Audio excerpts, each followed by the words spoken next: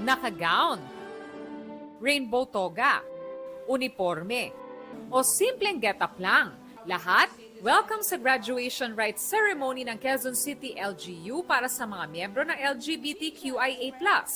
Nais daw ng LGU na bigyan ng pagkakataon ng mga rainbow graduates na makapagmarcha habang ine-express ang kanilang sarili. Nung ako po ay graduate ng senior high school, I can still remember the nights when I cried so much. Kasi po, ayaw po akong payagan ng administration to wear the clothes that I want sa graduation ko. That was back when 2019. Hindi rin po ako pinayagan na mag-makeup sa photoshoot. Tanggapin natin ang kabuuan ng bawat estudyante.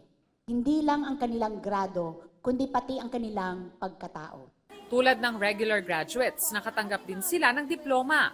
Matapos magmarcha sa entablado, sabay-sabay nilang iwinigayway ang watawat ng LGBTQIA+.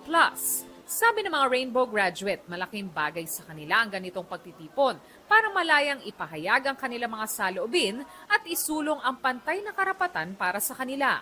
Sobrang saya ko po ngayon kasi na-experience ko po yung ganitong situation in my life na makakit ng stage na ganito po yung outfit ko. Papasalamat po kami sa Quezon City kasi tanggap po kami kung ano po yung ano namin sa sarili namin at para maiwasan din po ang diskriminasyon. In my own experience kasi pag naghahanap ka ng trabaho, kahit LGBT ka, as long as you have the skills, talagang pina-prioritize dito sa Quezon City.